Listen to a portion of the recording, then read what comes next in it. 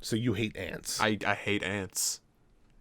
I fucking hate them. I hate mosquitoes. As a kid, I lived in Georgia for a while as a kid, and there was always these gray anthills, and they were like fire anthills. I don't know why they were gray. I guess just because of the dirt there. Because like here in Alabama, they're What do you think? They're going to be like little tiny fucking volcanoes? Like lava's going to be coming out of them? Well, they use gray dirt. It's like red dirt here because of all the red clay mud. But yeah, in Georgia it was like gray fucking fire ant hills, and I stepped in so many by accident as a kid because I would run around barefoot like a little southern heathen I am. And fucking. So you hate ants because you were dumb enough to run around them fucking. But barefoot. now they get into everything. They like fucking come in. Yeah, because they got they got the taste of you when you were younger, dumbass. Man. They've been tracking you for 30-something years across state lines. I will go outside with a shovel and put one scoop of one scoop of anthill into another scoop of anthill and play God of War. Just because they'll fucking fight each other. My favorite thing to do when I was younger, you know the fucking like the hose attachments, the guns, like the spray guns. I would hold it over the anthills and like Independence Day them and just fire that shit down into them. Personal vengeance on all ants. Fucking telling you. I don't dislike ants. Like I said, I hate mosquitoes. If I could wipe anything from the face of the earth, like if we're talking insects, it would be mosquitoes. Mosquitoes do not go after me. They'll eat my dad alive. They almost never touch me. I don't know why. Too bitter, I assume. Yeah. So I have no idea. But anyway, welcome to episode 4. 4. Question mark? Yeah, 4. I don't know, man. We can't keep to a recording schedule for this. Like we tried to, and then life just gets in the fucking way. That's what happens when we both work 40 hours. Work 40 hours and then commute like another 20 out of the week. But yeah, fuck it. I think this is episode 4 because I'm sitting on the mastered audio for the past 2 ones we did, and I need to make the fucking videos for them. And every time I want to sit down to do it, I'm either too tired or we fucking have to go do something else. Oh, I didn't know you hadn't uploaded the other ones. No, I never fucking got around to it. So it is just so there's a marker in here so I can go back and hear this. It is March 30th right now, and I have 2 back episodes of this. Oh, okay. One of them will be going up Monday, and the other one will probably go up that Friday just to get them out, and then this one will go up that following Monday. And then hopefully in between then, we can keep this going regularly. But anyway, episode 4. We have quite a bit to talk about, hopefully. Yeah. The movie we'll be talking about in this one was one that Zach picked. Yep. I will let him tell you what it is. We're not going to talk about it now. Yeah. We'll get into that in a little bit. The movie is The Perfect Toast. David Hyde Pierce. Indeed, with David Hyde Pierce, and then literally no one else in that movie. I don't know who the fuck they were. But anyway, so what's up with you, Zach? You said you had stuff you want to talk about. Oh, I mean, fucking just because that's it's just been built up. Just everything's just kind of since we haven't talked in a while. As far as daily life bullshit, work. Yeah, same with the fucking PSN. Like I haven't talked to anybody on the PSN in like a week and a half either. Yeah, it's been. By the time I get home after work, I'm just like, I don't want to do anything. I'll catch up on YouTube and fucking that's it. Go to bed. Yeah. Let's see. More fun rug store antics with fun and giant air quotes. Apparently you work with a bunch of like teenage Republicans or something. I work with 2 people. I work with one 50-year-old. So by bunch I meant couple. Okay. One 50-year-old Republican. That's basically a teenager. Thorough Trump supporter. And the other one I work with is a 20-year-old. I'm assuming he's Republican. Fucking, he's definitely leans very much to the right. But he doesn't make his political views as voiced. They like to talk about sports. They talk about that football. It's basketball season now, apparently. I guess. I can't stand basketball. I don't mind sports, but basketball just bores the ever-living fuck out of me. They will occasionally talk negatively about other races or transgenders specifically, Oh, this is really funny. Okay, so This actually pissed me off. Gotta love the segue from they disparage other genders and sexualities. Oh, dude, this is really funny. Oh, they've fucking talked about like, we gotta build the wall, get a 50 caliber machine gun and shoot them all. But no, that's not the funny thing. You know, I've been thinking about this real quick before you get into your funny thing. You know what? I'm gonna say something a little controversial. You know, people might not agree with me, but you know what? I agree. We should build a wall. I think we should build a wall and put everyone that wanted the original wall built behind that wall. Like, do you think we could get them to fund a wall? Like, let's give them a state. What's a state that we can get rid of that serves no real value? Alabama. Where we can just take a bunch of people. Put them all in Alabama. Put them all in Alabama. Just put them all in Alabama. Put them all so we need to build a wall around Alabama. Also, that means we also don't have to have an Alabama anymore. Just put them there. It'll be like Escape from LA. Escape from Alabama. Yeah, just a giant wall around Alabama. That's funny because there probably is somebody named Snake Plissken in Alabama Snake. somewhere. Dude, I don't fucking know. I'm so tired. Like I love politics. I hate this timeline. So tired of it. That's my response. I fucking hate this timeline. It's such horse shit. I feel like every day it's something new. It's something new and stupid, and I fucking hate it. I'm so tired. I'm tired of hearing about like how Donald Trump's a liar. I'm tired of hearing about like how there's something new they dug up on him. Dude, it doesn't matter. If it was gonna matter, it would have mattered like a year ago. It doesn't matter. He's here until he loses or he times out. But I look. I don't wish ill on anybody. The only person I've ever really wished ill on was my father. But I would not mind if I woke up to the headline that he accidentally choked on one of the chicken nuggets from the McDonald's steak dinner. I'm sorry. Hamburgers, Josh. Choked on a hamburger. No, I don't want him to choke on a hamburger. I want him to choke on a nugget. That's fair. I want that image. It's got to be the America-shaped nugget. You know how, like, McDonald's McNuggets, there's that one that looks like a rough outline of America? I need America to make America great again and choke out Donald Trump. Anyway, what's so fucking funny? I mean, it's not so much funny as it is fucking sad. Because these guys are... I like to refer to them as Facebook-trained Republicans. You know? They get all their information from Facebook, as many Republicans do. So... He's like he was talking to somebody that they knew that came in stories like who is he? Is this is the younger one. I'm sorry, this is the younger one. And they're like, yeah, they were talking about I guess the woman he was talking to, their kid is like he's depressed or whatever. Yeah, he's got depression. He's on antidepressants and all that stuff. And he's like, and the kid I work with, he's like, oh well, he's just got to like. All you gotta do is just get him to be more active, get him to go outside, do stuff, just be more active. And I keep my mouth shut with this shit because there's just no point. I'm with these two guys 40 hours a week, and we have the same exact schedules. We work the same days, and there are 3 rooms to this entire store. I am around these guys literally 40 hours of I see them more than I see my wife. All right. So I try not to get into arguments with them because I have to be with them constantly. So, but he goes...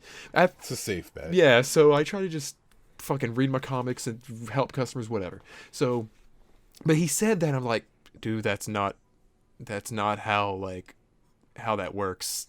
You can't just activity the depression away. He's like, yes, that's all you got to do, man. That's all you have to do. He's just got to get out. I'm like, yeah, but that's not how mental health works. I don't know where you're getting your information. Apparently he went to college to be for personal trainer shit like that. He got his degree in that, right? You guys can't see this, but this is my shocked face. That's right. So his exact words were, listen, I'm a personal trainer.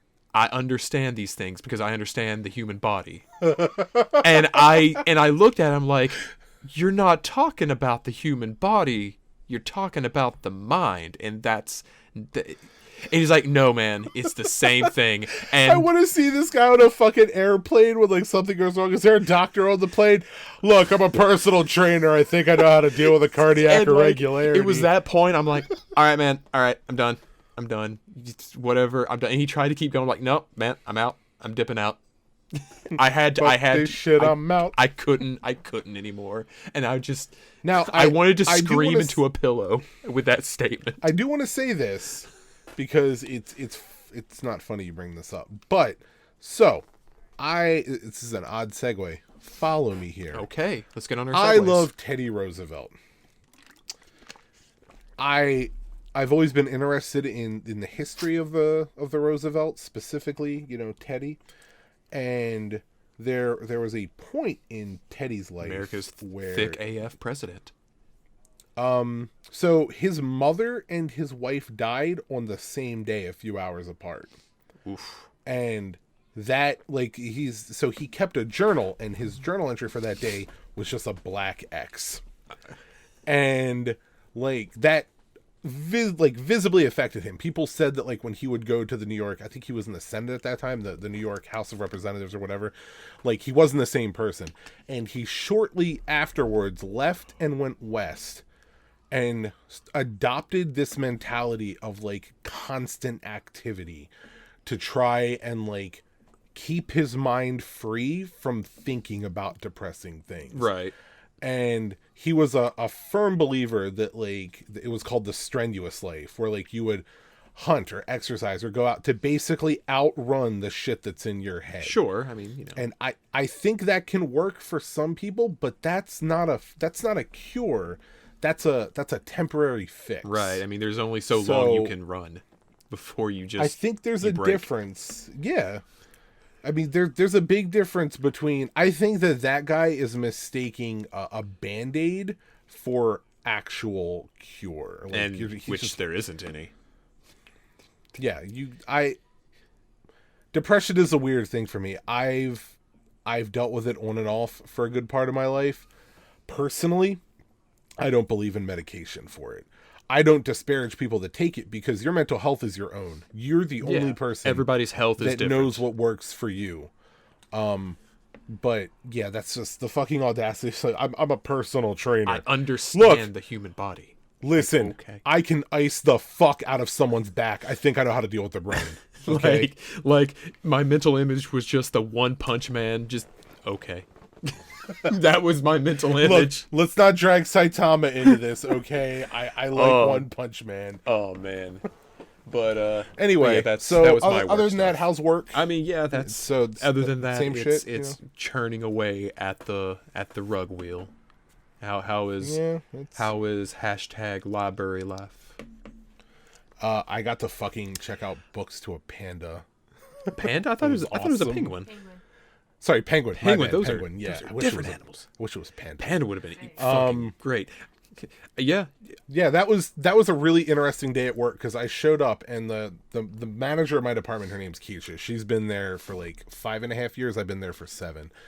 And I came in that morning, and, like, we were talking about stuff, and she's like, "We're the only 2 people on this morning until like 11 when other people come in."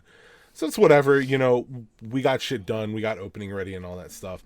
And we're sitting there, and then the head of the library comes, the head of, like, the Olive Pratt is, like, power walking through and, like, says hello, and she's got the our social media rep with her.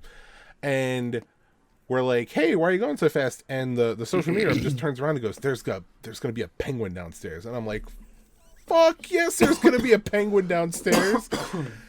So I go downstairs, like, got my camera ready to record it and everything, and they bring it in like this little, like, container or whatever. Yeah, is it like a penguin cooler?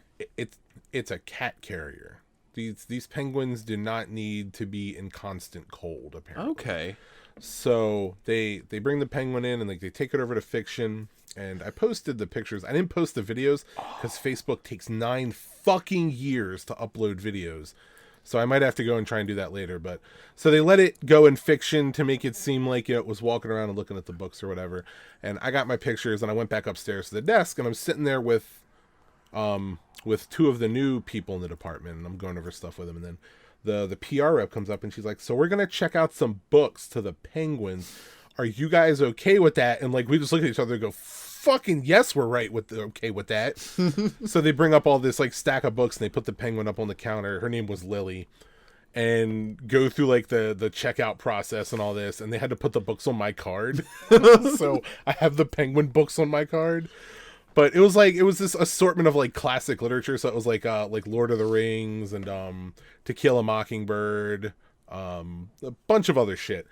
And I found out later on that they picked these books because the penguins in the Maryland Zoo, apparently there were 7 newborns, and they took all of the names for those penguins from these books. Oh, so the idea you got was like to an make it seem Atticus like and the a Frodo penguin. and stuff like that.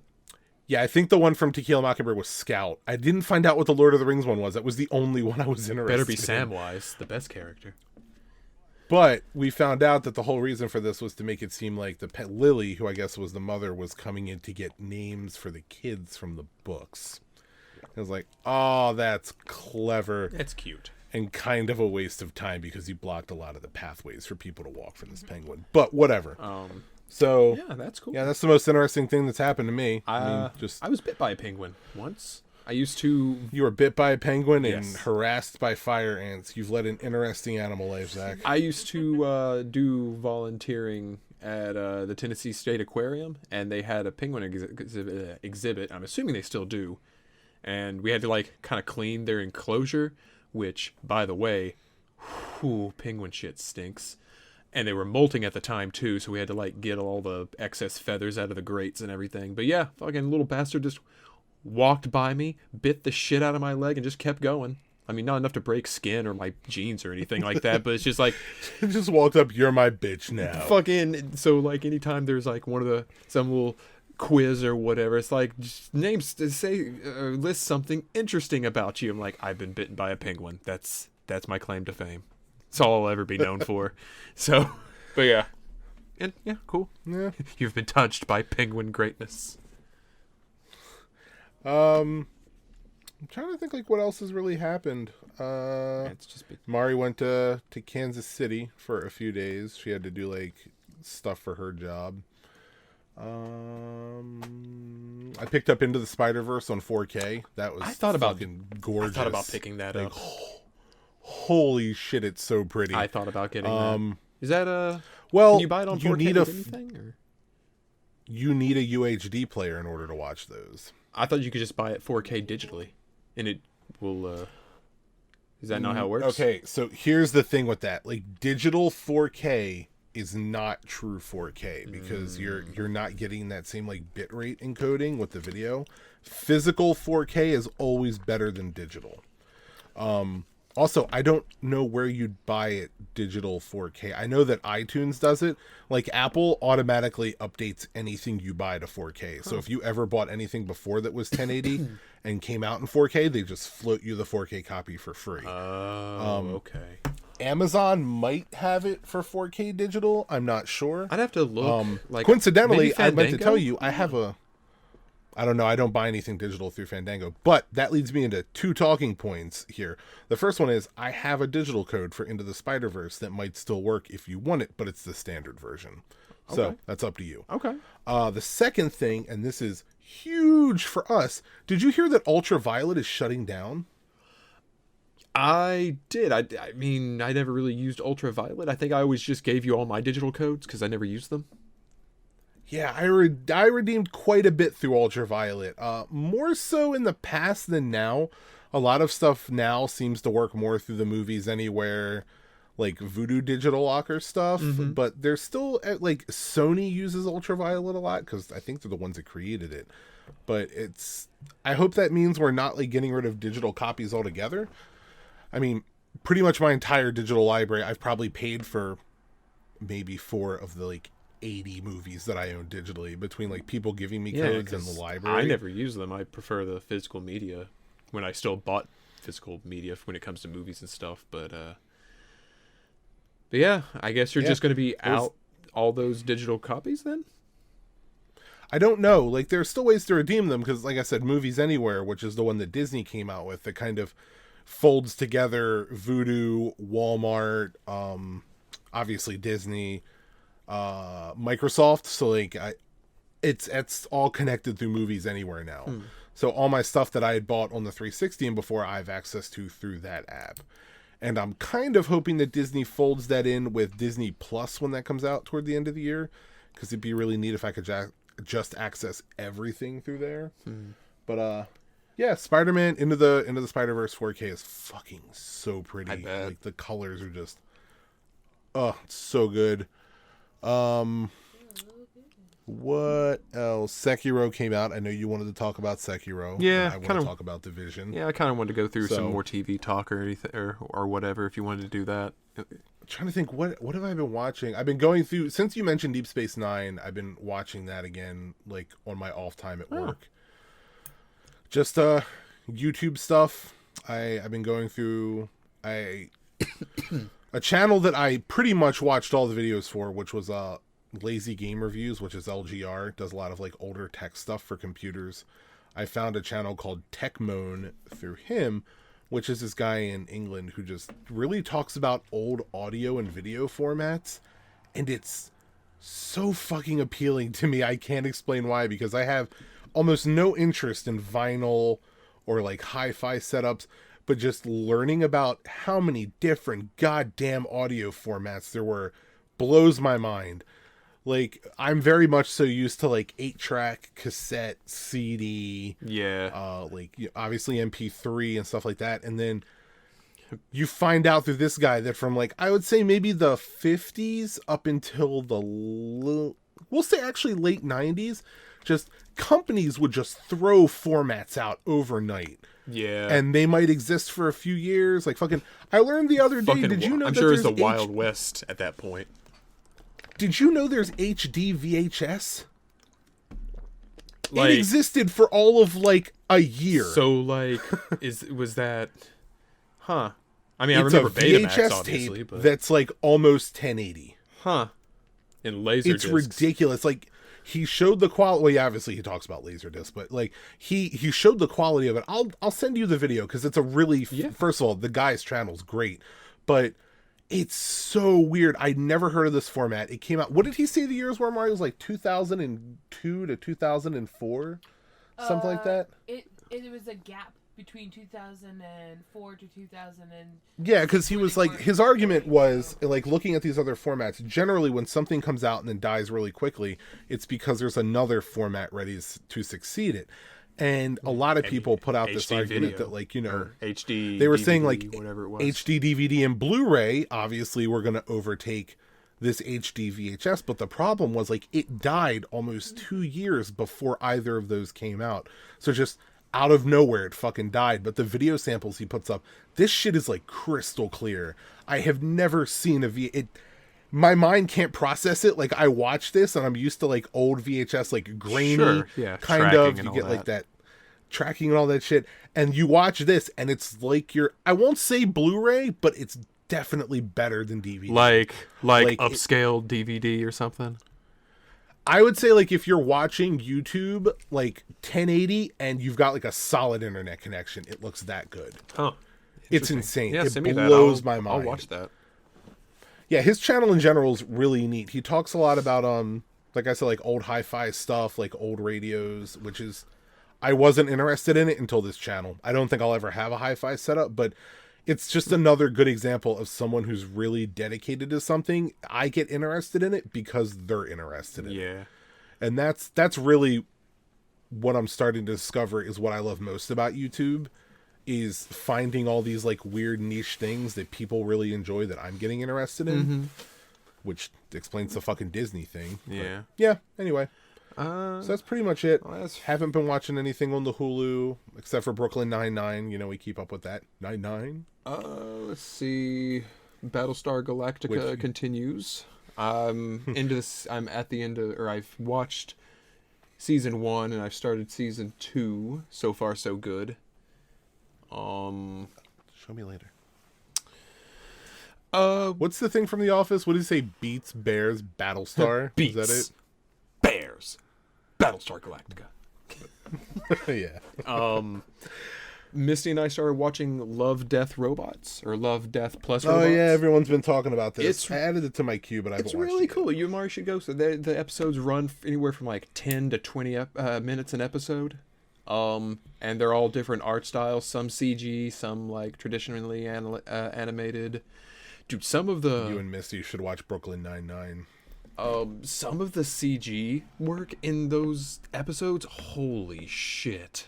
Like, real fucking work went into that 10 minutes of animation. Like, I'll have to check it out. I know a lot of people have been talking about it. It's really good. We also started watching Umbrella Academy, which is I have heard mixed things about Umbrella Academy. it is stupid, but it's also but it's kind of good at the same time. It's based on a graphic novel written by Gerard Way, the My Chemical Romance guy. Yes. And basically it's like it's Doom Patrol or X-Men. You know, it's kind of a mixture of Doom Patrol and Have X-Men. you watched Doom Patrol at all? I haven't, because I'll eventually I'll get to it, but Titans left such a bad taste in my mouth. I don't want to go into any more live action DC shows for a second. Do you have the DC streaming service, or was that just like a trial? Yes, a trial. Oh, so you pirated Shut it. up. Lasers. I don't know. I wanted to watch it because Brendan Fraser's in it. Yeah, and I I'm love gonna that give there's it a a try. renaissance for Brendan Fraser happening right now. I'm gonna give it a So- try because the Doom Patrol episode of Titans was the one episode that I actually liked. So Did they use people from the Doom Patrol show that's out in that? as far as I know, that episode on Titans was used to like do a Launch the Doom spin-off Patrol? of Doom Patrol, yeah. Oh, cool. So and like what I saw in that episode I really liked, but I also don't know jack shit about the Doom Patrol. All I know is I was on Facebook It's- and it said Brendan Fraser as like Robot Man or whatever. it's And I was like, okay, let's read the Wikipedia for this. Doom Patrol, it was like kind of like niche and forgotten about, and then suddenly it just got more into started getting in the mainstream with that show, and then like Titans and just shit like that. But yeah, Umbrella Academy is Gerard's Way, his own little Doom Patrol-y. So basically the premise of it is there was like 40 something miraculous pregnancies and births, like by mothers that did not start the day off as pregnant. So that suddenly just like yeah, and some guy goes around and buys like 11 of them or something. yeah, eccentric billionaire goes around and buys 7 of these kids and like trains them up to be his own personal super team, because like all of them have powers except for Ellen Page, and Ellen Page's what's interesting about her is that she's not interesting, I guess. I don't know. We're only like 5 or 6 episodes in, and but yeah, it is very interesting. Like I'm really enjoying it. The musical numbers are great. Whoever they have picking their score and implementing it into the various scenes is doing a really good job. Yeah, I'm looking forward to see where it goes. There's a little bit of silliness in it, but overall it's fun. I caught one part of it, and that's because Jonathan was watching it. And it was a scene with this girl, like this little girl sitting at a breakfast table eating oatmeal, and like she kept killing her nannies or something. Huh. I haven't gotten that far. You must be further apart. Further I don't know. ahead. I was watching that, and I was like, this is interesting. But Um, that reminds me, fucking the second season of Sabrina is starting soon. So we'll have to we watch watched that. the first episode. We didn't get any further than that. I liked it. My thing with Sabrina was I thoroughly enjoyed almost all of the characters in it. The story was interesting, and it was pretty good up until literally the last episode. So Have Yeah. you and Mari, because I think you guys have Hulu, and it's a Hulu original. Have you guys watched Pen 15 yet? no, we haven't watched that. Okay, well, you know what Broad City is? Nope. Okay, never mind. Okay, well, Pen 15 is... It's pretty entertaining. I'm about a couple episodes in, 4 or 5, something like that. And it is about these two... It is about, like, these two, 13-year-old girls starting their, their... I think it's, like, 7th grade. Oh, wait. In, like, yes, 2000. okay.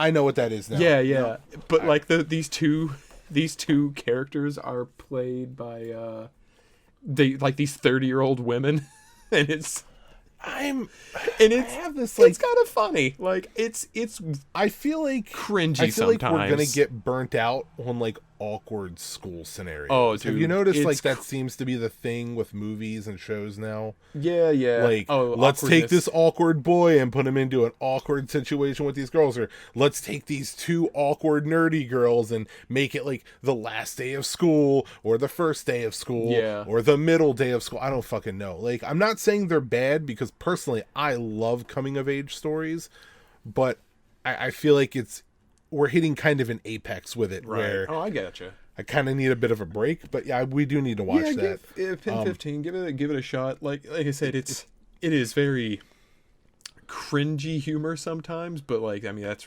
really the point. Kind of the same way that The Office would go out of its way to be like, make you just go, God damn it. It's kind of funny you mention Hulu, because I've been avoiding Hulu because when you first load up Hulu, for those of you listening, like all two of you who don't have Hulu, when you first load it up, they tend to show you either what the big movie is on Hulu right now or what their newest series is. And their newest series on Hulu right now is a show called The Act. And I don't know what it's about, but the picture they put up for it creeps me the fuck out. And I don't like it. Is it a and doll? there's no way around Is it it for a me doll? unless I change my account to a kid's account. Is it a doll, Josh? I don't fucking... It's not a doll. It's like, no. you have Hulu. How have you not I seen don't have this? Hulu. We got rid of Hulu when they got rid of all like the So CW I will stuff. try and find a picture to show you this. I don't know exactly what the show's about. I think it's about a mother who's like psychologically abusive to her daughter, but like the Fun. picture they use for it is so fucking creepy. And I don't like it. I want to be able to block this show altogether so I don't see it when I load up Hulu. But anyway, what else is coming out? We got Sabrina coming out, which I'm excited for. I mean, there's a ton of like normal movies coming out. Like, we got Endgame coming out. They confirmed the final runtime for Endgame is going to be 3 hours and 10 minutes. God, that's gonna be. It better be entertaining the entire time. That is a long. They could literally cut this down to 5 minutes and just shove Paul Rudd up Thanos' ass. We've all talked about this. It's what No, Thanos is too dummy thick. Man will get lost. You send Ant-Man between those cheeks, so help me God, the Pym particles are going to do the work for him. Yeah, there's a good bet coming out. Missy and I watched Christopher Robin. Have you guys watched that or did you ever watch that in theaters or anything? Mari wanted to see Christopher Robin, and I know It's I on think her and Netflix. Junin were going to go see it in theaters, and it didn't happen. Yeah, I saw that. I have no interest in it. I've heard it's interesting. I've heard it's like It's cute. it's kind of lighthearted. It's but very I cute. don't care. It's Winnie the Pooh was not a big part of my childhood. it Like, wasn't I for might have me read the either. books, It wasn't but, for me you know. either. But I was just like, for some reason, I just wanted to watch this, and it was a fun little movie, good little make you feel good movie. That's. We're probably gonna go see Us tomorrow. I'd like to see I'm that. kind of excited for that. I'll probably wait till I can catch that one on the video. What else is coming out? Mari, what else is coming out? You're the movie theater person. Shazam. Talk to me about movies. Uh, Shazam is coming out. That's right. Yeah. Did Shazam come out yesterday, or is it this week? This weekend. This coming up weekend. Okay. Shazam surprisingly has been getting I won't say amazing but good reviews. Yeah, Dumbo came out this I'm looking weekend. forward to it. I do not care about Dumbo. Apparently, that has not been doing great. At least that's what I've heard. I never cared about Dumbo the original movie. I didn't either. And Yeah, it Yeah. it looks depressing, to be honest. Let's see. yeah, look up a list. What's coming out? Can you not make that sound? Because that's going to cause the audio to spike. Thank you. God damn it. Fuck both of you. Oh God, we have devolved. We are 12. On No, the 12 is coming generous. Soon, other than obviously Avengers, because that's Yeah, Endgame Right. and Shazam are probably the two big ones. No, that's May. Oh, fucking, I cannot wait for Godzilla. Dude, it's going to be... It's either going to be great bad or bad great. Or great great. The first one was just bad. I hated that first Godzilla movie. You mean the one that came out in like 96 or the one that came out last No. year? Cemetery. No. Pet Sematary. Do not yell, you son of a bitch. There's a microphone. No, the fucking one that came out with Cranston in it.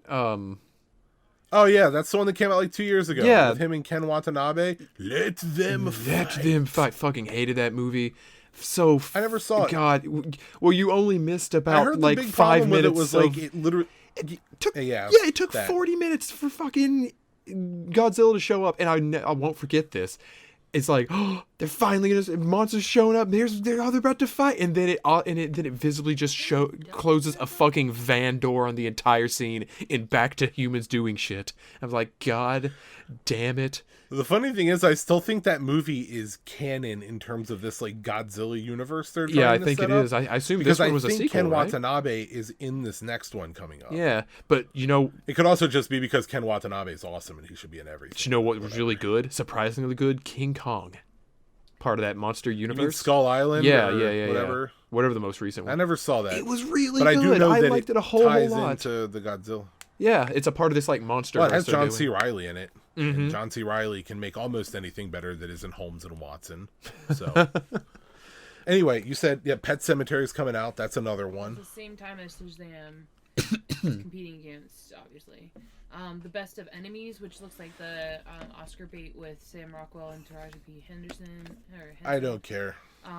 Apparently Hilary Duff is in a film. It's called The Haunting of Sharon Tate, so That's- it's a rated R. Oh, yeah, that's the other Sharon Tate movie coming out. I had no idea. Hilary that Duff was- impresses me because she's like one of those few Disney kids that didn't. She managed to rise above the clusterfuck of being like the Disney. Yeah, bait. she didn't go into a fucking drug-addled craze. She just fucking directed by, had her life. so the film Didn't looks run over anyone with a car or anything. So hooray, Hilary Duff. Then they're doing the Ghibli stuff still, so there's how No, we don't care about that. New movies, Mari. You have one job. Throw away that broke ass the Spirited Away. Little Fuck movie it. comes out on the 12th. Me and the White Lion. Don't need your Ghibli hand me. Master Z Ip Man Legacy. I do love the Ip Man films, but I haven't seen the past 2 that came out. I lost so- count of them. They kept coming out. Stockholm with Ethan Hawke. Well, Master Z it's set in the quote unquote Ip universe or whatever, but it follows someone completely different. The trailer looked really neat. Just because it's fucking, Hong Kong cinema, and that shit's interesting to me, but Teen Spirit with Elle Fanning. I didn't know what that one was. stop naming bullshit movies. Top tier, Mari. Top tier. Daddy issues. Give me your phone. You're taking too No, long. stop. This is bullshit. I'm going on my phone. Anyway, Wife is trying to pimp shit. Anyway, Zach, you talk about stuff while I look up upcoming movies. I mean, that was more or less what I had to talk about as far as movies go. It's kind of like fodder in between until Avengers, pretty much. Hellboy's coming out. Don't care about that. Yeah, 'cause it looks terrible. he looks I was weird. looking for this one. He doesn't look Hellboyish. He just looks like a devil man, which I guess is Hellboy. But shut up. We got Aladdin coming out. That's going to be interesting. Will Smith is gonna call someone master, and it's gonna be uncomfortable. Dude, my thing about that trailer is like when he's blue, I keep thinking of Robin Williams and I don't like it. But when he's not blue and it's just Will Smith, I don't mind it. It's not as bad. Like Reboot Kazam, you cowards! Detective Pikachu. fuck that reboot Steel. Dude, when are we gonna get more real steel? Pikachu and Tolkien come out the same day. The Wind comes out. I'm very excited for that because you don't see Western and horror very often. John Wick 3. John Wick I can't fucking 3. wait for. I will be there opening day for that. Wiki movie. wham wham wazzle. Let's see. Mari's mentioned Detective Pikachu, which is Godzilla. Yeah. clearly going to be movie of the year. Yeah, well, Godzilla of course. And Rocket Man, same day. I'm excited for Rocket Man. Rocket Man? The only Rocket Man I know Yeah. is the old comedy Disney movie. No, we're not talking about. Is this the an Elton movie John with, thing? Yeah, it's the Elton John biopic Oh, interesting. with the main character from Kingsman, Teron Egerton. Egerton. Yes, Taron. he's gonna be playing Elton in this, and apparently he can sing. Like, there's a video of him with Elton John singing "Tiny Dancer." It's really good. Cool. I don't He know. was in that animated film with the gorilla, where they were singing contest. And we're done talking. No more. We're not talking about crappy animated singing movies. Fucking singing Harambe. He had a great voice. Bringing it back. Okay. We're done with movies. But so video games, Josh, what you been playing other than the obvious? Fucking Division. Oh yeah, Games talk about had my nuts in a vice grip since it came out. Tell me about Division, the most American game all year. Well, it's like I said in the chat. Like, people keep talking about how the most American thing is like how you look at monuments like whimsically or whatever, or like you press down to examine them. No, the most American thing in this fucking game is the fact that you can upgrade the White House to have a firing range in the basement run by a British man. Yeah, Like, it's mostly like podcasts that I've been listening to talking about, and they're like the Let's Fight a Boss podcast. They're all Irish and they're talking about it. And like the Castle Super Beast, they're Canadian, so it's like interesting seeing their takes, these non-Americans seeing the takes on this very American game made by, would you say Ubisoft is these days, or that Ubisoft produced it, but the developers were massive. They're a Swedish company. Swedish, thank you. Yeah, it's just like, man, that's a lot. But yeah, tell me about so it. before I talk about Division real quick, I meant to ask you in the chat about this, but with the Let's Fight a Boss podcast, didn't one of the people leave? Like, I listened to an episode, and I think they said that it was... You're thinking of the Super Best Friends? No, I'm not. I'm thinking of Let's Fight a Boss. No. The one with Super Eye Patch Wolf? Oh. So that was like a fucking goof? They just kind of did a goof because, like... I was wondering what was up with that, because I listened to the episode randomly, like, this is his last episode, and I'm like, okay... No, it's gonna be kind of weird with just him and the girl. It was something there. like one of them. Brian was like, oh yeah, he couldn't remember the name of the Master Sword, and they're like, "Welp, it's fucking official, guys. Brian is a fake gamer. He can't be on the podcast. This is Brian's last episode." And then they named it Brian's last episode and put it on social media and everything. And everyone fucking believed it. And then the next one is just like, well, Brian is back. He was gone for a while, but he's back. But yeah, it was just a goof. Well, there you go. That answered that question. I really like that podcast. Yeah, I enjoy it too. Like, I don't really listen to any podcasts regularly anymore. I listen to my audiobooks. I've got a handful. I might work my way back into them. Speaking of which, we're going to talk about books. Oh. Because holy fuck. And everybody clicked off because nobody reads. But anyway, Division 2.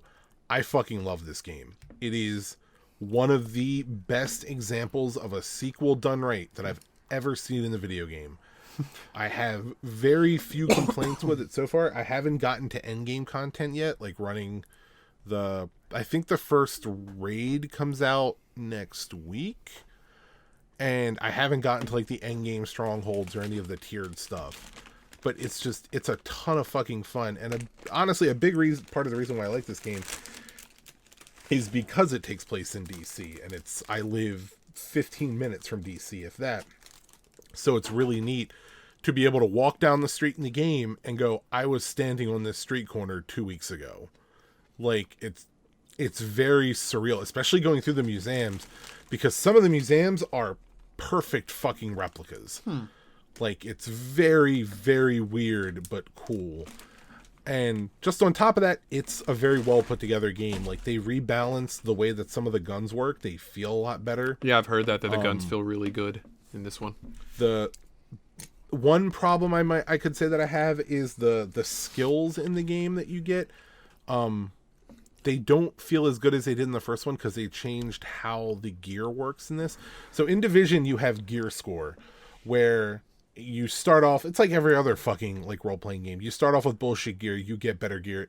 It doesn't necessarily, it'll increase your stats, like your weapon damage or your defense or your skill power or whatever, but it'll also increase your gear score. So it's like the light level kind of shit in Destiny. Yeah, exactly. And another Sluter. You're locked out of certain events by not having a certain level gear score. And in this game, they've kind of changed how it works a little bit, and they've made it so that some of the abilities you can unlock later in game are locked behind you having a certain skill level and like gear score, and it's really difficult to get them without certain types of gear drops. Which I mean just means more farming and shit, but that hasn't detracted from the game at all for me. The story, I honestly don't know what the hell the story is going on in this game. Like the president got kidnapped and fucking President has been kidnapped by ninjas. Are you a bad enough dude to save him? You totally do go on a quest to save the president. But it's just such a fucking good game. Like I said, the shooting feels good. There are a ton of people playing it right now, so like getting backup requests in is good. There's a fuck ton of stuff hidden in this game. Like massive hid, so many Easter eggs in this goddamn game. So they have the metro tunnels and like the subway in DC, and you can go into some of them in this game, and they connect large open areas. Some enemies, like higher level enemies, will roam through the subways and everything, and you can also find keys to unlock like rare chests in enemy areas. But I was wandering through the sewers, and I looked through a grate the other day, and I saw Pennywise's red balloon.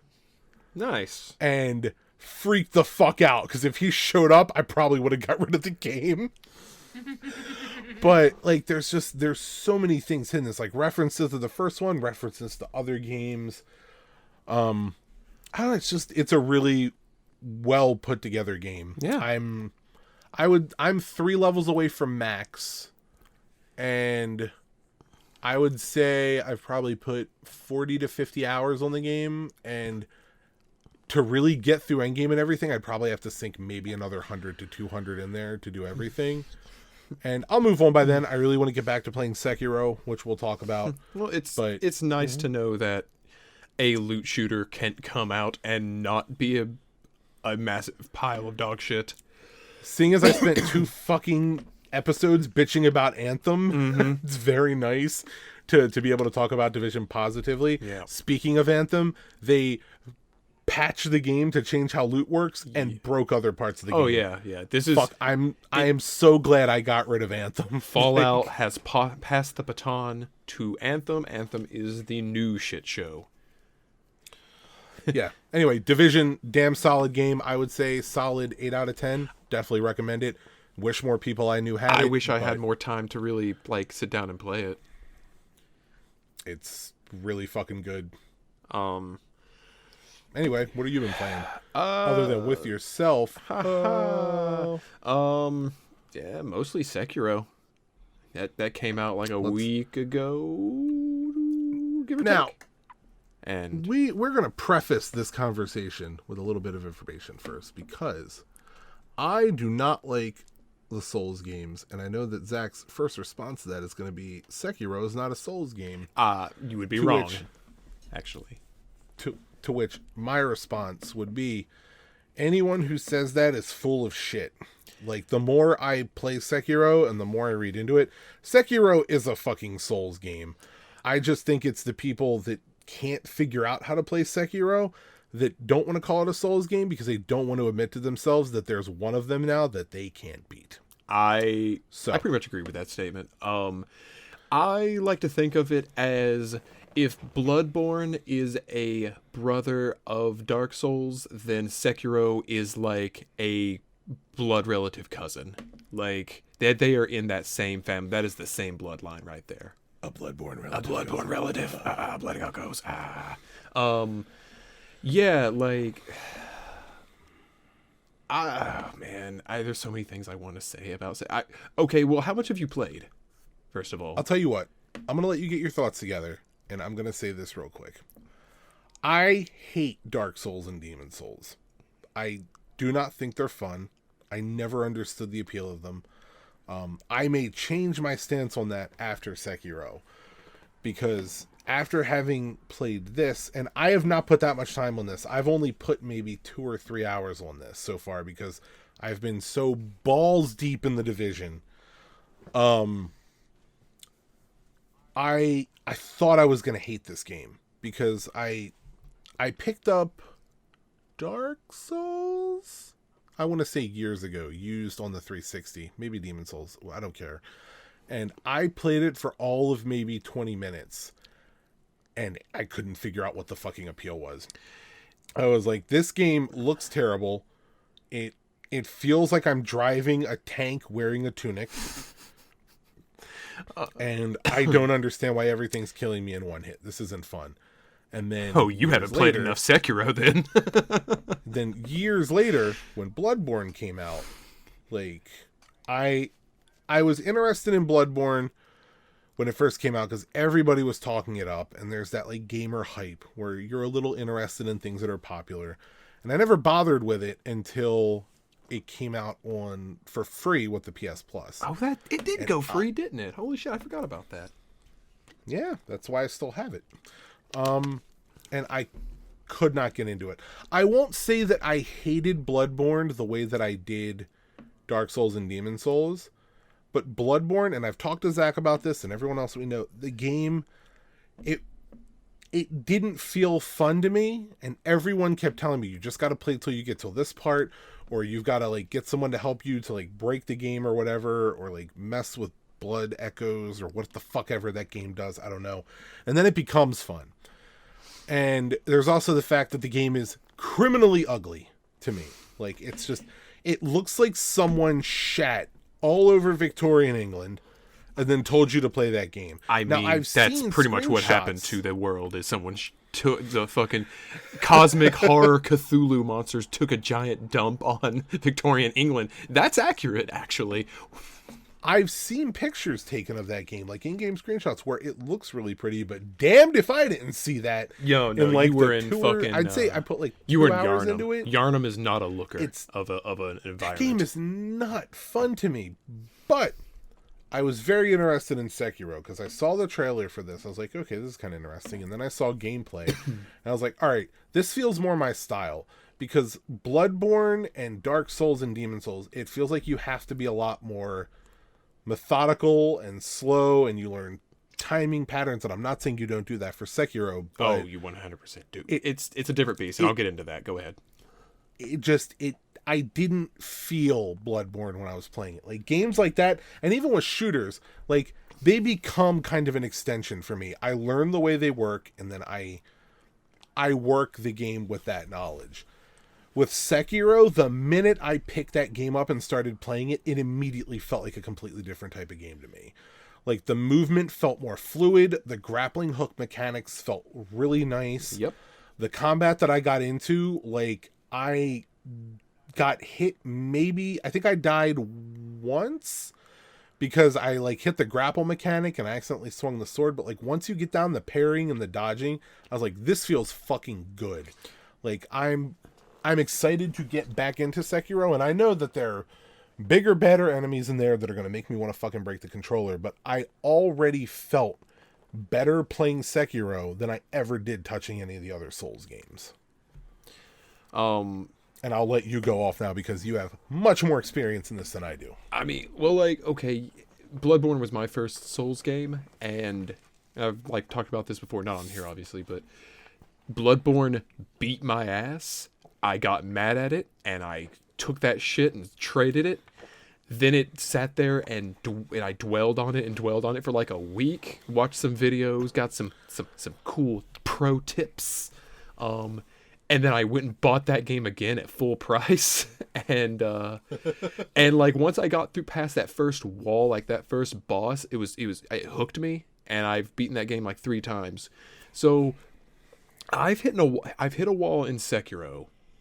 And I think I'm kind of to like the point where like the game like opens up and there's all these paths, and I'm really bad at deflecting. I don't know. I feel like I'm all over my play. Oh, all right, here let me list the things I like about Sekiro first.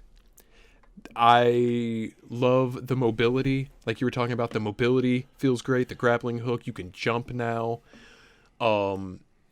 You are encouraged to be stealthy a lot of the times, and that can be a lot of fun when it works. Sometimes, stealth doesn't always work in Sekiro like you think it should, and sometimes it works like you think it shouldn't. I think it's really pretty. I like that it's more story driven, because I've beaten Bloodborne like 3 times. I've beaten Dark Souls 3 like twice, and I could not tell you the story of those games at all. Half the time I would just put like a audiobook or a podcast on and turn the sound off and just like listen to that and play. Like those games were purely gameplay for me. I didn't give a fuck about the story. I don't care about the lore. But I like how this one has a dedicated story and everything.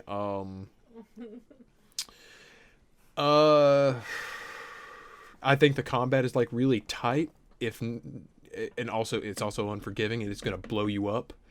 So you were talking about how you got to be like kind of like aggressive in Sekiro, right? Bloodborne is that way too, but Bloodborne is also like, hey, you need to back up. Don't quit attacking. Back up. Get aggressive, but back the fuck up. Sekiro is like, all right, get in that ass. Keep attacking. Keep attacking. Oh, they're attacking you. You better deflect it. You didn't deflect it? You better dodge? No, just kidding. Don't dodge. You don't have any iframes like you do in other Souls games. You're going to get your ass beaten. So you better deflect. And I'm really bad. The timing for deflecting is fucking hard for me. It's probably the same reason I'm really bad at fighting games. I can't. I think you have to be able to fucking count frames and shit. That's the only way I can describe it. Is like just being able to read an enemy like that. I'm just really bad at that. So like the deflecting is a big reason why I'm probably not going to beat this game, because it's becoming more required. Just practice. Yeah. I do wish that the game had sort of like a dummy practice mode. It does actually, but it's just not very. Oh, nice. Yeah, you when you get to the hub world, you meet this dude who just can't die, and he's basically your practice dummy. He'll like spar with you. Nice. And he's only useful to a point, because he's just like a dude with a sword or whatever, and he's helpful to a point, but when you're fighting a huge armored samurai with a 7-foot long spear who will one-shot your ass, he isn't as useful to fight when you need to beat the other guy. Well, yeah. So this is, and I've been mulling this over, and I've heard other people talking about it, and like it kind of clicked today, whereas I think I understand what isn't working for me in Sekiro. So, in Bloodborne and Dark Souls and stuff, you have options, right? You have a lot of options. Like, you can use different weapons. You can figure out which kind of weapon. Excuse me. You have all these weapon options. You can kind of figure like, okay, maybe an axe isn't the best for this situation. Let me take a fucking short sword because it's quicker. You can level up your character and have a specific build built around how you like your playstyle, how you want to play. And you can't do that in Sekiro. Hey man, you like katanas? Yeah, I like katanas. All right, here you go. Do you like katanas? Nah, man, I don't want a katana. I think I might want an axe. No, fuck you. You get a katana. But don't they have like the upgrade tree though? Yeah, and so instead of upgrading your character's level, like making a class build or whatever, instead of that, you get your experience points and you build, and you like spend that experience on like skills. So like there are passive skills that make your posture breaking better, or maybe you get more health from your healing item. And stuff like that, or maybe like a fancy counter or whatever. It's a skill tree that you spend your souls or whatever you want to call it on instead. So power leveling, aside from getting skills, doesn't help you. You can increase your strength of your attacks, but only from beating certain bosses, and they're usually the big bosses. You can increase your health bar. Also, but only by beating like sub-bosses and big bosses, and only particular ones. So your character is only allowed to improve beyond just buying skills when the game wants you to, or when the game wants you to like progress that way. And that, yeah, but I feel like that makes it like if you're really forced to fight certain bosses to get certain upgrades, then there has to be ways to beat them. there are I think there it's are just- yeah. the some of those early bosses, you'd be surprised how easy you can cheese the bosses in early Sekiro by double dodge behind them, do whirlwind strike over and over. That there's a boss that you're going to run into called Lady Butterfly. I don't know if you've heard of her. That is a boss that beats people's ass really hard because she's like the first real difficult boss. But I found if I just double dodge behind her, do a whirlwind strike, she was really easy, and I beat her my first try. So it's weird. Like, I don't know. Sekiro feels like it wants you to play the way it wants you to play, and it doesn't want you to be able to like find other ways around it. A lot of the, like, I don't know. With the Souls games, you can maybe take out that boss from a different angle with a different weapon or a different strategy, big swings or short jabs or whatever. Sekiro feels like, no, you see that sub boss, do a death blow, like a sneak attack death blow. All right, now fight him one-on-one. Oh wait, here comes a whole group of enemies that we don't block from the sub boss. They're gonna blow you up too, because man, Sekiro is not meant to be like 1v3 enemies, because you can't deflect all that. You're meant to kind of run away, you know, that, which is great because you have all that mobility. And that's a thing I have a really hard time with is Bloodborne has conditioned me to, when an enemy is about to attack, dodge back or dodge to the side, fucking dodge. The rules of dodgeball. Dodge, duck, dip, dive, and dodge. Thank yes. you. Yeah, that's what it's conditioned me to do, and you can do that in Sekiro, but you're gonna get blown up because you have less iframes. So my instinct is, here comes this dude with this giant halberd or this big spear or whatever. He big swing. Shit, better dodge back. Nope, still hits you. You're dead. Try again. And you're meant to. I'm gonna have to play more of Yeah. it, but I'm still digging it so far. The only other issue I have with it is I don't feel rewarded as much.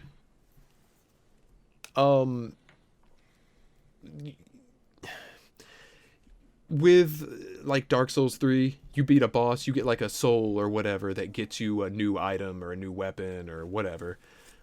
You get like lots of experience to make your character better. In Sekiro, you get the items to make your character stronger, depending on the boss, but like that's kind of it. The experience points are kind of negligible.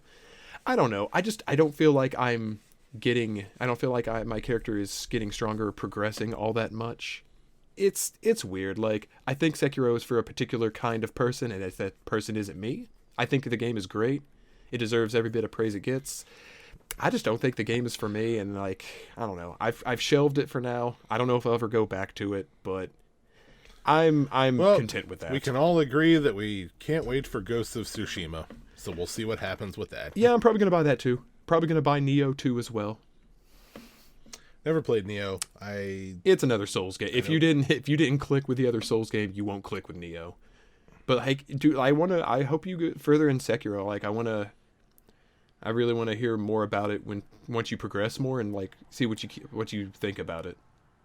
Well, yeah, I'm hoping to play more of it. Like, Division's got me hard right now, but I keep looking at that icon for Sekiro, and I'm like, I kind of want to get back to that. But yeah, that's that. Zach, I think we would be remiss if we didn't pay a little more attention to our guests, because otherwise we wouldn't be the perfect hosts of this podcast.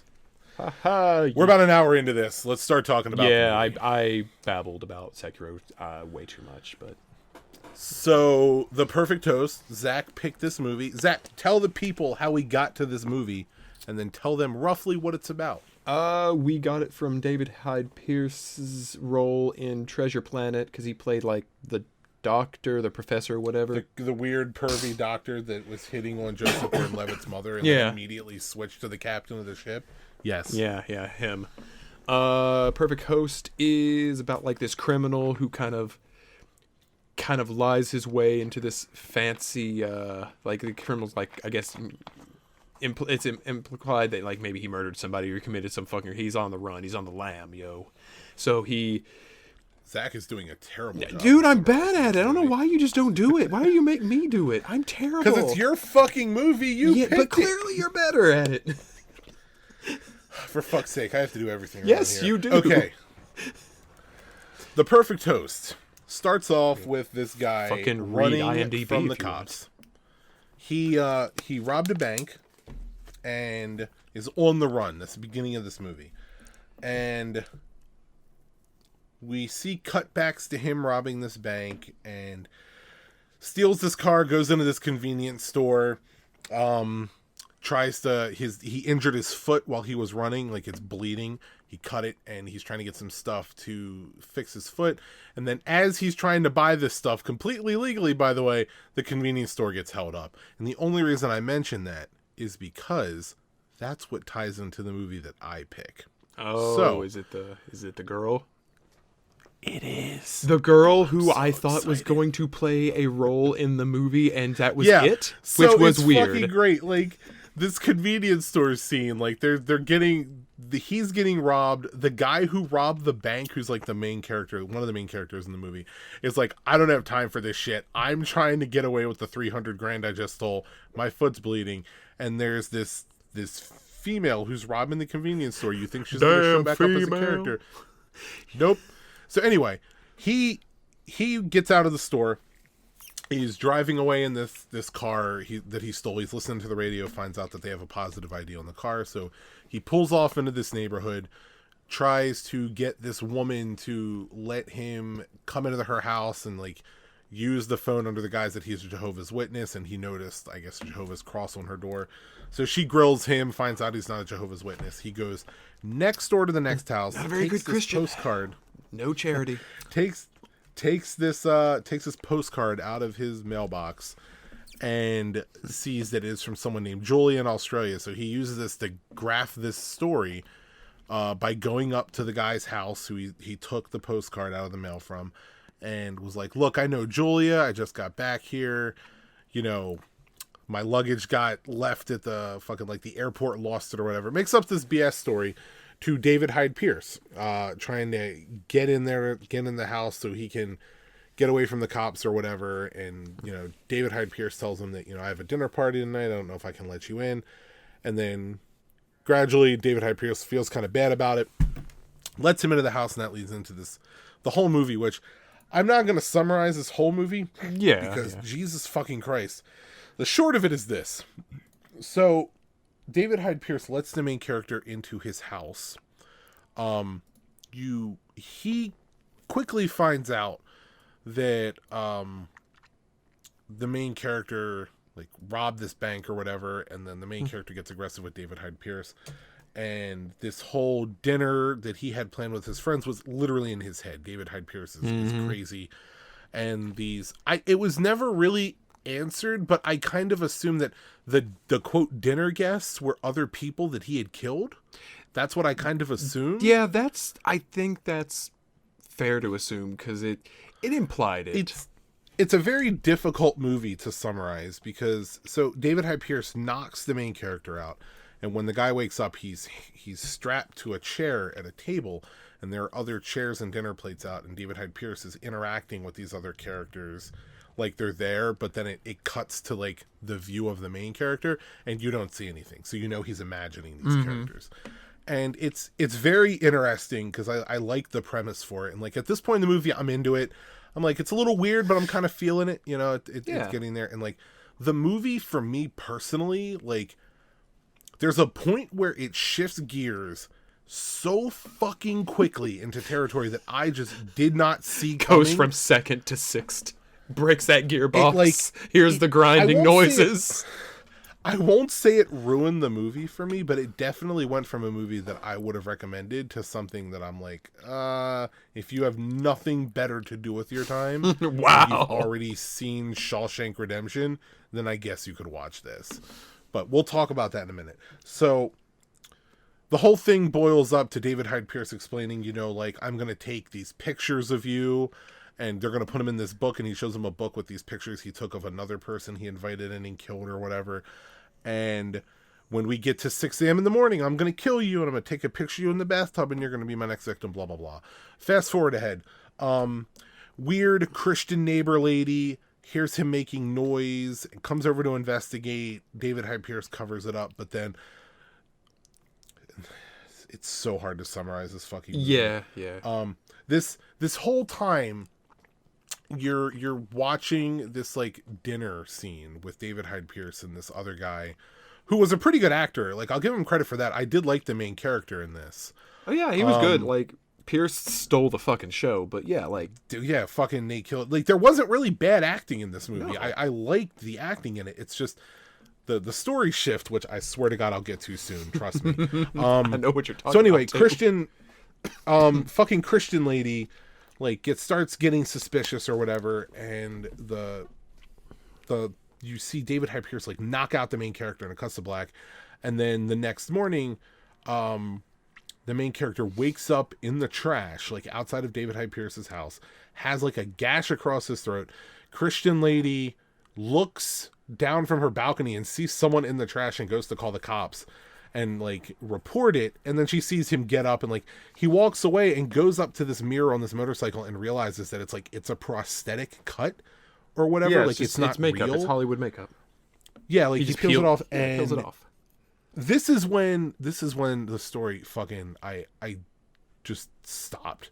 So randomly throughout this film, it would cut to these two detectives who were investigating the bank robbery that the main character took part in, and you find out that he robbed this bank to try and get money to help his girlfriend who was, quote, sick. And I'll explain why I'm doing air quotes with this in a minute.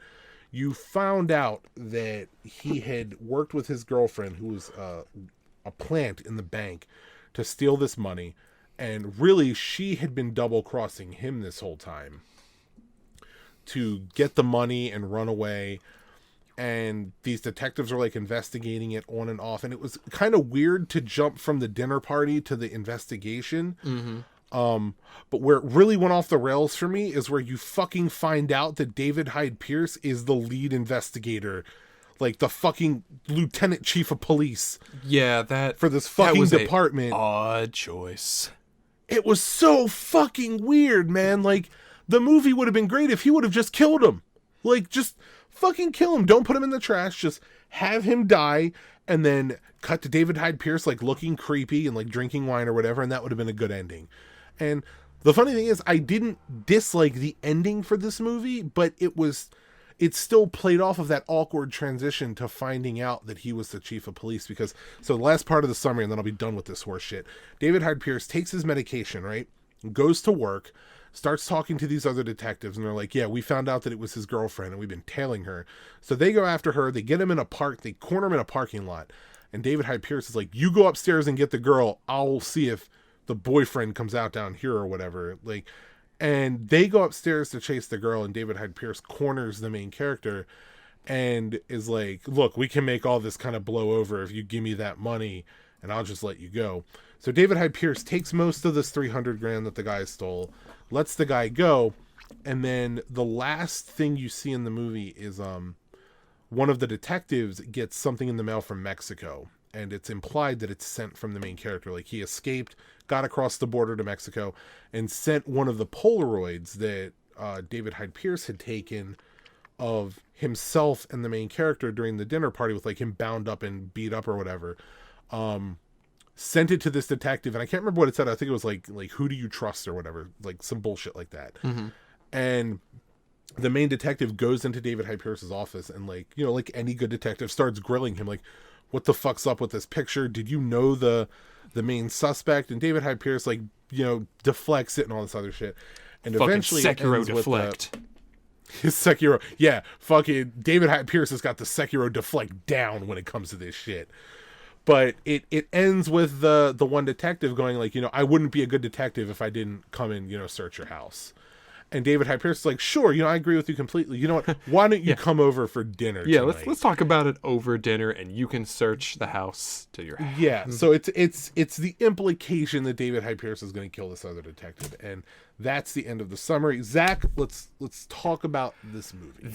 I'm going to let you go because I've been talking for 4 minutes. That's okay, man. I talk forever about Sekiro and my grievances. That's fine. That bit confused. So I don't know why. It was also implied that Pierce would all the people that he quote killed weren't actually dead. That was just like stage makeup, because he has a whole kit, like a whole tackle box full of stage makeup and putty and to make fake wounds and stuff. So I read the wiki for this, and all it said was he was a visual effects master. So what the fuck does that explain? It doesn't make sense. So does this crazy lieutenant man? Oh, I should have mentioned that David Hyde Pierce was taking medication for this.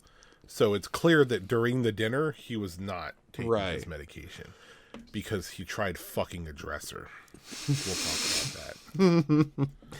But anyway, I was kind of confused. It's like, okay, so does he just make a habit of luring or maybe fucking capturing criminals, having dinner with them, and getting them to reform by giving them a night of hell, then taking pictures of them for his scrapbook so he can it was never clear if he actually... I don't think there was any reform aspect to it, but yeah, I couldn't tell if he had actually killed people or not. It's so did he kill people to fill his scrapbook, and this time he was just like, you know what, I'm going to let this one go because he beat me in chess. Or... Yeah, I didn't fucking get that at all. Or does he just capture people, put them through hell, and then take a picture with them with some fake wounds, and then just sends them off into the world and hope that they aren't gonna say shit? They don't remember where he lived. There's so many plot holes with this fucking movie. It doesn't make sense. Make sense. It's I'm right there with you. I was in all the way up to the point where it's and I'm also a detective, or I'm rather a lieutenant, and it really threw, if they had just not put that angle in it, and he just, like you said, just killed him, or maybe the guy got away, fucking horror movie style, fucking the whole house gets burned out, a big fire, anything. The minute you find out he's the lead detective, it is the definition of the record scratch, and it just stopped. The whole movie fucking stopped for me.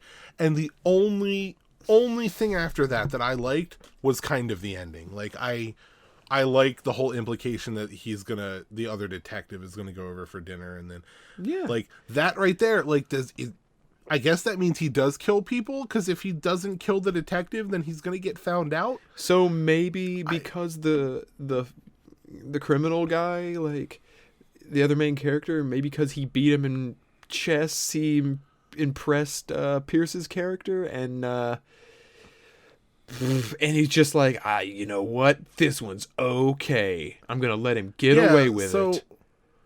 I guess the only thing I could get out of this was he beat him at chess. And then, just to explain this, because I glossed over this in the review, in the summary, because it's, like I said, it's too much to summarize for this movie. There's a scene where David Hyde Pierce is fake playing chess against one of his imaginary party people, and the main character is really good at chess. It's like, hey, I'll play you for my freedom. David Hyde Pierce agrees, and... he kind of implies to David Hyde Pierce that he's never played, but he has. So he beats him. David Hyde Pierce gets frustrated and reluctantly cuts his ropes and lets him go. He's getting ready to walk out of the door, and David Hyde Pierce's character starts berating him. Yeah, he's fucking... saying, you're worthless, makes fun of him and all this shit. Yeah. And the guy gets angry and goes up and takes one of his like Japanese short swords off the wall and goes to stab him with it, and you find out that it's a prop knife. But yeah, surprise, it was a deviously placed prop knife for you to stab me. Yeah, I like to hope. I like to think that the other one's real, and if you want to grab that, he has a Hyde Pierce 1 will in be like "Oh, 4 fuck, take chance. the other one." Yeah, so like he goes to cut David Hyde Pierce, and like David Hyde Pierce starts laughing. I need to stop saying his full name because I'm going to trip myself up. David His Hyde character's Pierce. name was Warwick. Yeah, so I'm going to start saying that.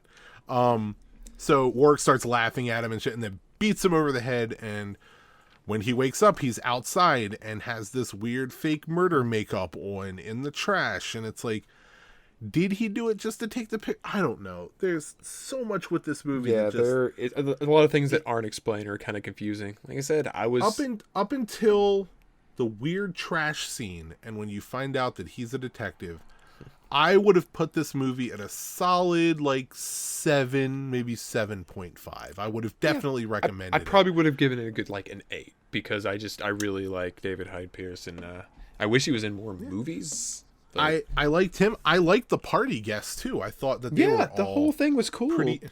It was really cool seeing him like you see him interact with these other actors, but then the scene like shift to the perspective of the criminal, and he's like he's dancing and interacting with nobody. He's like yelling over music that isn't playing. My favorite part was the conga line. Yeah. When he had to drug him to do the conga line, so it's David Hyde Pierce holding up his slumping body, and he falls over with the main character, and you hear the audio of the other party guests falling on top of David Hyde Pierce, but no one else is there. It was really good. There were some really good scenes. That stuff was great. I loved every bit of that. I could have gone without him imaginary fucking somebody. No, that must stay in. You keep that in your mind's eye. I did not need to see David Hyde Pierce in what appeared to be a very plush silk nightrobe just vehemently thrusting away into what he called a fine piece of ass in front of the main character who had just woke up from being drug conged across the floor. I'm never going to be able to watch Frasier again because of that scene. But yeah, all that was great, and he wanted to toss someone's salad and scrambled eggs. Oh, Frasier's a great show. But yeah, it's an unfortunate thing where they fucking just first, dropped it. like 40 minutes of the movie were really solid, completely ruined by the ending for me. Yeah, I'm right there with you. So yeah, for me, I'd put it end 6. Solid 6. Yeah, I can get behind that. Maybe a 5.5. I'm gonna go 5.5 actually on this. That's fair. And something fell off the wall. All right. Cool. Clearly, it must have liked the movie. The whiteboard we have on the wall is like, fuck you, I love that movie. That was a great movie. So man. Josh, what's your movie? So anyway, that's perfect. So I am super fucking excited for this. I have been waiting like a week for this. So I had a lot to work with this. I could have went down the David Hyde Pierce route, but I didn't want to do the same actor. We kind of agreed we're not going to do that. I could have went with the man that ran the convenience store because he's in a ton of fucking movies apparently. But came across a gem. Okay. The woman that was robbing the convenience store in the beginning of the movie. The woman that we see the one time and she never shows up again, even though it very much implies that that's a character that's going to come back. No. I'm sorry, go ahead. No, I'm trying to remember what the fuck her name was. I should have had the IMDb up for this. Look up it up on the interwebs. That's what I'm going to do right now. I'm hoping I can find it because it was a really small role. Most of the roles in that were small, to be honest. Yeah, so, okay, Brooke Anderson was the thief in this movie. Brooke Anderson, Zach, played Frank Castle's wife in the Dolph Lundgren version of The Punisher. Wait, Warzone? No, 1989. Oh, The Punisher. Riding motorcycles in the sewer catwalks Punisher? So we are watching The Punisher with Dolph Lundgren next. Okay, I haven't seen that movie in a long ass time. Dude, I was looking at the IMDb and I saw her there. I was like, fuck it. Like, it said The Thief. What else was she in? The minute I saw The Punisher, I was like, done. That's our movie. God. Because I'm really hoping you go Dolph Lundgren on this, because there's so much good Jean-Claude Van Damme shit we could watch. We could also do Creed 2, because he was in Creed 2. And I fucking love those movies. But anyway, next movie is going to be The Punisher. All right. Not the good Punisher. Not Punisher Warzone. Okay, you squint your eyes, it's kind of a good movie, but more of like it's a laughable movie. I think I saw Warzone. I saw that. Was Thomas Jane in that one? Yes. I don't remember. Because I saw it in theaters, Punisher. and I have not seen it since. But that the premise was that movie was awesome. Okay, well, it wasn't awesome, but it was awesome. No, that wasn't Thomas Jane. That was Ray Stevenson. It's Ray Stevenson who played Frank Castle in that one. And then I think that Thomas Jane was in the one before that. He was in The Punisher from 2004. Warzone was 2008. And then, Barenthal. Not Jim Barenthal. The one who plays the Netflix one. Fucking Shane from Walking Dead. I can't remember his name. You can't save him, Rick. John Barenthal. That's him. So, yeah. So at this point, we've had Dolph Lundgren, Ray Stevenson, Thomas Jane, and John Barenthal play Frank Castle. And I think we can both agree we're about to watch the best one. We've weirdly been like hopscotching male and female actors. Have you noticed that? Nope. Yeah, like I've been picking the male ones, and you've been going with the female, and we've been like hopscotching back and forth. Not by design. Maybe I'm just a sexist pig. I hate. That's a possibility. Yeah, you do live in the South. It's almost required by law to hate women if you live in the South. And minorities. Anyway, next episode we will watch The Punisher, talk about random shit, but we're gonna end this one here. Zach, do your thing. Goodbye and good night. Good night. Good night.